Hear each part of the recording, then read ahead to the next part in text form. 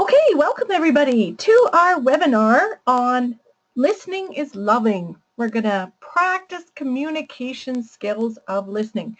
I know this says session 3 because it is part 3 of a 4-part course, but tonight we're just going to focus on listening skills.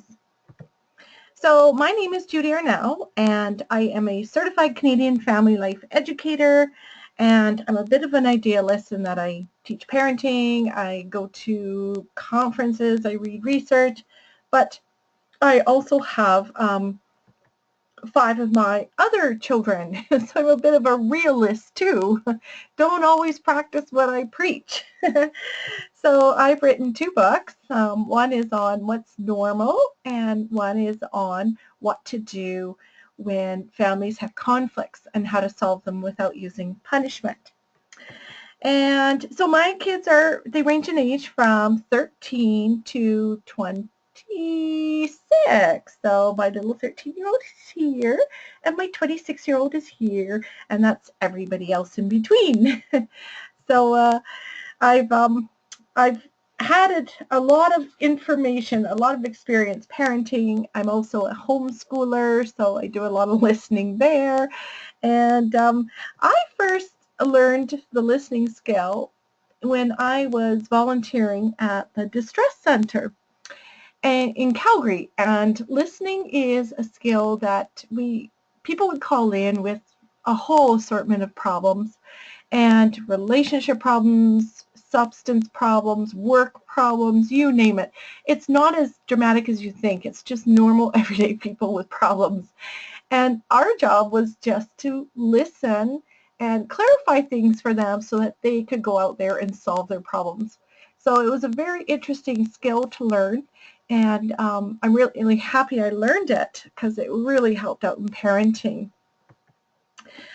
You can find out more information about listening in parent effectiveness training, both my books, Positive Discipline in Everyday Parenting, the terrific Toddlers program, and a lot of information through Alberta's health services too. So it all depends on figuring out how people feel. So listening is a very good skill when the other person has a problem. It's not a really good skill when you have the problem. We're the ones that want to talk when we have the problem. But listening really helps other people talk when they have the problem. So oftentimes people communicate mostly through their body language, mostly through their voice tone, and very little through the actual words. And that's why it's so hard to catch the intent of communication over the internet, because we don't get to see people. We don't get to see their facial expressions or hear their tone of voice. We only get to hear the words or see the words. And that doesn't give us enough information about what that person is feeling. Children are the same way, only they communicate so much through body language. When a 2-year-old has had enough in a store and is throwing a tantrum, you know exactly what that little 2-year-old's feeling without him using the words, which he doesn't have, but he shows you in his body language what he's feeling. And our job as parents is to pick up what they're feeling and validate it back to them. But first, let's decide who owns the problem. So listening is a really good skill for when the other person owns the problem. But how do you know? Well, ask yourself 4 questions. Let's say a child didn't study for a test and is worried about failing the test the next day. Who is the situation interfering with? Well, not the parent. It's going to be the child who has to deal with things. Who's making the complaint? The child, because they didn't study. Whose goals are being thwarted? The child, because they may not pass the grade. And who has the negative feelings? The child, because they're worried. And it's the child telling this to the parent. So the child owns the problem, not the parent. So the best thing to do in this case is to listen. So here's some more examples. A child's worried about a test. It's the child who owns the problem because they eventually have to face the test. A child acting up in a restaurant. Whoa, that's a parent owns a problem because parents are supposed to make sure their kids aren't disturbing other diners. Siblings fighting over a toy. Child owns a problem. It's the children that are having the issue. The child wants to quit school. That, too, is the child having the problem. Child misses a dental appointment. Parent has the problem because they have to pay for it. Baby is getting a vaccination shot. The baby's having the problem because they're getting the direct pain. Toddler has toilet accidents. Probably the parent has the problem because usually toddlers don't care. But parents have to deal with the mess. Teens feel left out of a friendship group.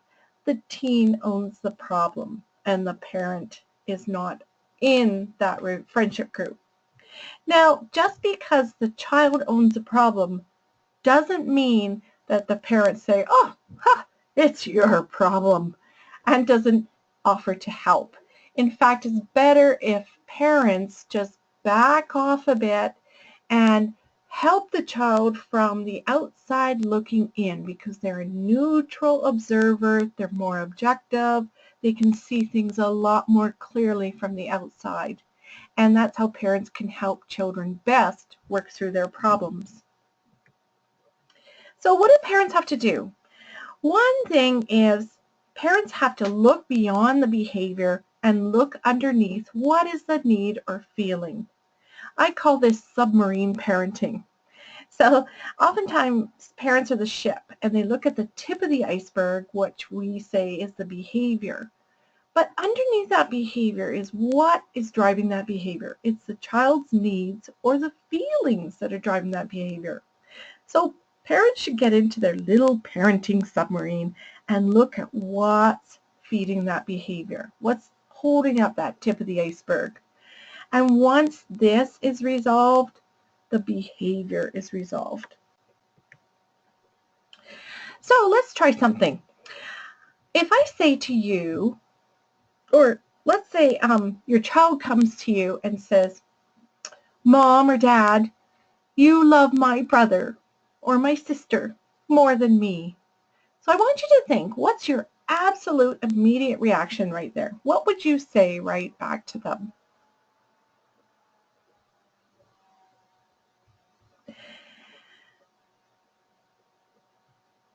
Okay. I would suggest that what you've written down is not something that's going to help your child. And I know because I do this too, don't worry. My immediate reaction would be, that's nonsense. I love both of you equally. And that is such a common reaction. When I do this in groups, guaranteed parents say that. It's so great. But what we call that is a roadblock. It's a typical response to another person's feelings, but it doesn't help them continue talking or sharing how they feel. Oftentimes, roadblocks are solutions or questions, or they discount feelings, or they distract to the parents' own issues, or they're often punishments. And what that does is shuts down communication. So when I say I love both of you equally, I am giving a solution and I'm discounting how that child feels. Because no matter how much I try and convince him I love him just as much as his sister, he's not feeling it. And the more I try to convince him, the more he's going to hold on to what he feels. There's an old saying that nobody moves from a defended position. So the more he has to defend those thoughts against me, the more he's not going to open up to new thoughts. So what I need to do is meet him where he's at. I need to validate what he's feeling. Here's a really good video. I'm just going to show you this. This is on the internet, but it's a cute little video between partners that kind of show you what is not helpful. Solving someone's problem is not helpful, but validating their feelings is.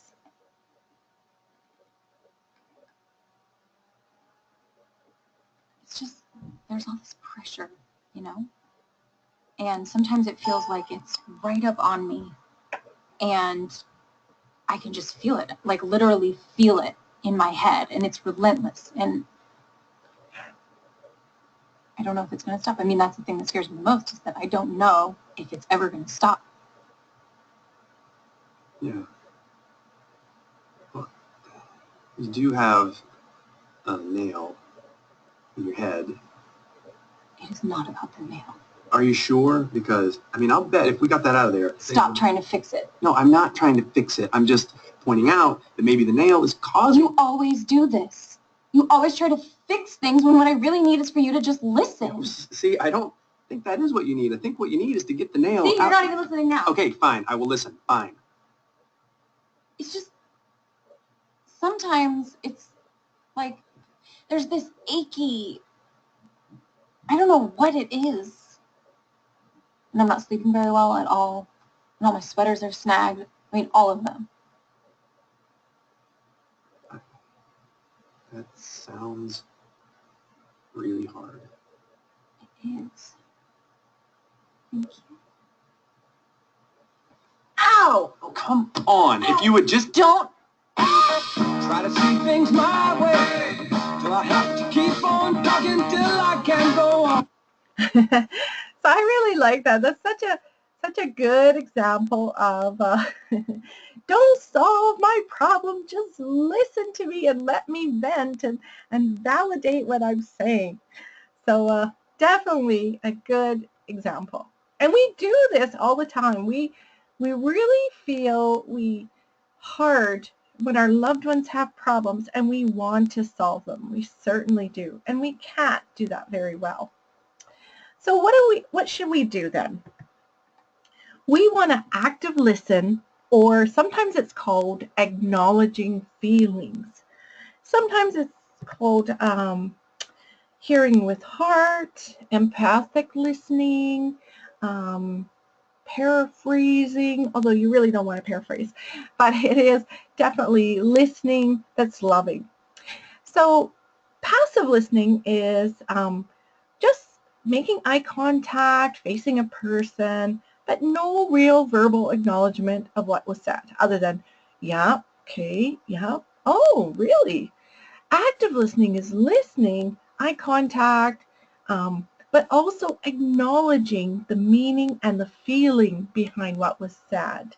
So that gentleman in the video could have said, I see you're feeling really frustrated because this nail in your head is snagging your sweaters. And she would go, yes, that's right. You nailed it. Pardon the pun. But that's the difference, is that passive listening is listening, but active listening is going one step further and validating, reflecting back to that person what you've heard them say. And it's really good. You have to use your own words. It expresses empathy, acceptance, and genuineness. And you really have to be in the mood to do this.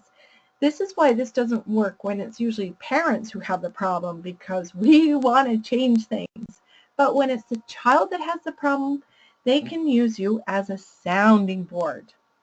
So if a child says to you, you love my brother more than me, you can reflect that feeling back. What's that child feeling? That child is feeling jealousy. So you could say something like, I see you're feeling jealous because you think I love your brother more than you.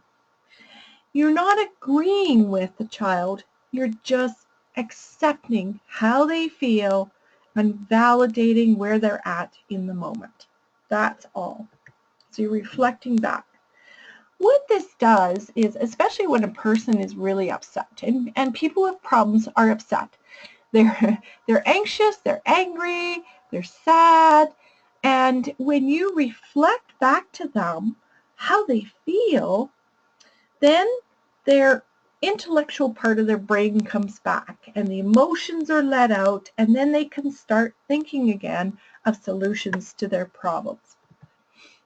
So it really, really works. It helps a person discharge their strong feelings, and then they can start thinking about their problem and how to fix it.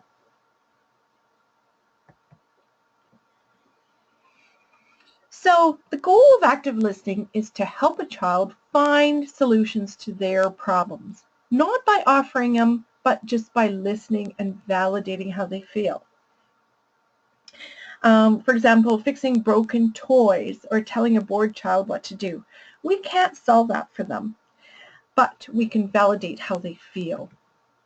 So here's what you say. First of all, it's two parts, and the most important part is trying to figure out what the feeling is and a little bit about the reason. So if a child is upset because someone took their toy at playgroup, you could say, I see you're feeling, and then you think, okay, how are they feeling? Oh yeah, angry because, and then put the reason. Oh, someone took your truck. And you're validating how they feel, and you're looking at the reason. You're repeating back the reason that you think they feel that way. Don't worry if you don't have the right feeling. People will correct you. Even children will correct you. So here's some active listening responses. If you're not sure of what they're feeling, say these things. I see you're feeling angry because that child took your toy. I understand you're feeling angry because that child took your toy. Sounds like you're feeling angry because that child took your toy. Now, if you're not sure, what you could do is use the statements on the right. I wonder if you're feeling a little bit jealous because you think I might love your brother more than you. Or what I think I hear you saying is that you're jealous because blah, blah, blah. Okay, so not sure of the feeling on the left, sure of the feeling on the right, but get the feeling word in there and the reason. Okay, so my child who was supposed to do a role play with me tonight has left, so I'm going to have to do both parts here. So I am going to read, I'll use a really high voice to read the child's problem, and then I'll use a really low voice to read a parent's active listening. Okay, let's try that. The bus driver yelled at me and everybody laughed. So the parent would say, that must have been embarrassing when everybody laughed, eh? See, so you're narrowing it down, you're validating a feeling and the reason. Here's another one. Mary invited me to her party, but I don't know. And a parent would say, is there something about Mary's party that you feel uncertain about? I'd like to punch that Michael in the nose. You sound like you're pretty angry at Michael for something. Just because of a little rain, my teacher said we couldn't go on the field trip. She's dumb. Are you frustrated because the field trip was canceled? I don't know why teachers have to load you down with so much homework over the weekend. It's not fair to feel overloaded on the weekend, right? We had basketball practice today and I couldn't sink that ball once. It must be frustrating to try so hard and still not sink that ball. Janie is moving away and she's my best friend. It's so sad when your best friend moves away. My pet worm is dead. You're feeling sad because your worm is gone. So you hear those are all active listening responses. They don't tell the child what to do, but they validate what the child feels. And that's all active listening does. The beauty about active listening is the child who feels listened to when he or she has a problem is much more likely to listen to the parent when the parent has a problem. It's really good. It does work. It's an amazing skill. I do have a little sheet here maybe I will just post that in the group so people can practice, but it's a little worksheet, and it might be helpful to do your own active listening on feelings and statements. Our genuineness and acceptance of others are a basis for good listening and can strengthen a relationship. This is a really good one. You want to save active listening for people you care about. You don't want to talk about it to people on the bus stop. So again, here's a cycle again. The child codes messages. A lot of children aren't very direct communicators. They code it in tone of voice. You hear that in teenagers who say something with attitude if something's going not so right in their life. And then they decode it to parents. And if parents don't get upset and react back and listens and looks under that iceberg, what's that child feeling, and then feeds it back to the child, very often they get at the real situation very much.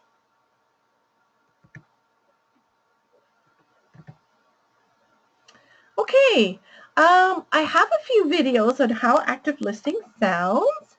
I will try this one right now. So I recorded this with my daughter, and it's purely a off-the-cuff video, so just keep in mind that this was not very well planned. So, Travis, here, tell me about Scott. What's going on there with you guys in the computer? Well, he sings all the time. He sings all the time and it annoys you? Yeah. So you feel frustrated when he's always making noise and you're trying to concentrate on a game? Yeah. And that makes you want to scream at him or bonk him with a frying pan or something? Yeah. So you feel really frustrated with him right next to you? And he would blame me when he's mad. And he says it's your fault because you keep doing, because he keeps doing it. Yeah. I blame him for doing it, and he blames me. Yeah, so he blames you. And does that make you feel angry or just frustrated? Yeah. Both? No. Both. Well, what are some ideas we can come up with that sort of minimizes that effect on you? What do you think we could do that? Okay, so that kind of shows you trying to get anything from him was like pulling teeth, believe me. Here's another one with my daughter. So once I active listened to her, she was very helpful in, she was really upset, so it was a lot easier with her. Hi, Eddie. Hello. What's up? I'm just so angry at this course. I hate it. It doesn't teach me anything. Oh, you're feeling frustrated because the course is not delivered in the way you need it. Yes, I think the teacher could do several things to make it better. Is there any way I can help you with the course, or does it just that it's not fitting your learning style? Well, it seems that all they want to do is have us read from the textbook over here. But I hate reading from the textbook. So you find it frustrating that it's not a live course that's actually teaching you. You have to actually read it from the textbook. Yes, I wish they'd have different ways of teaching us rather than just one. Yeah, I can see that would be very frustrating for someone, for sure. And at that point, we realized that the dryer was running all the way. So that was one. And then here's the last one I'm going to show you. So this one is with, oftentimes kids are either angry or frustrated.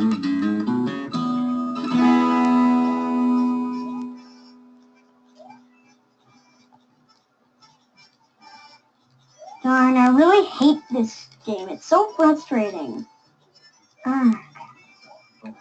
It looks like it's pretty frustrating. Is it hard to go up a level? Yes. That can be so annoying. Yeah. Oh, I almost got it. Come on. And... Oh, darn it. Oh, frustrating. How about we go take a break? I gotta go wash the car. Do you want to come with me and you can come back and play it later? Sure. Yeah? Okay, let's do that.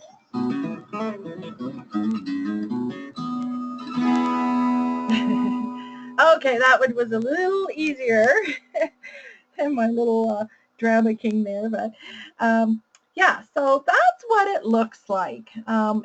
When you're observing it, it sounds really fakey, especially if you use the same word, frustrating, over and over again. But you really want to vary that feeling word. You want to say you were sad, you were angry, you were jealous, you were irritated, you were annoyed, you were happy. Sometimes you can do that. So for active listening to work, the child has to be having the problem and sending cues they have the problem and willing to talk about it to the parent. Sometimes kids just jam up and don't want to speak, and that's okay too. You've offered the atmosphere to come talk about it. If they don't want to speak, don't force them. And maybe the timing isn't right, and they may come later for sure. Now the parent too, you can't be rushed. You have to feel like you're really accepting, you want to help, you have enough time, and you're separated enough from the situation that you're not trying to give your solutions. You think the child is capable of handling their own problems.